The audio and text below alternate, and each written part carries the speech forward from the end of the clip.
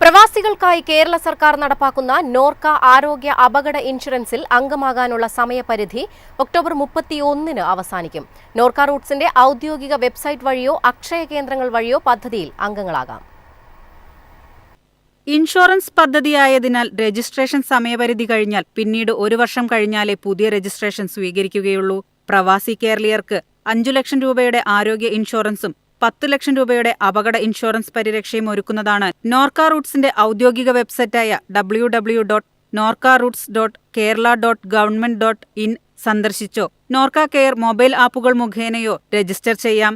കേരളത്തിലെ 500-ലധികം ആശുപത്രികളടക്കം രാജ്യത്തെ 16,000-ഓളം ആശുപത്രികൾ വഴി പ്രവാസി കേരളീയർക്ക് പണരഹിത ചികിത്സ ഉറപ്പാക്കുന്നതാണ് പദ്ധതി.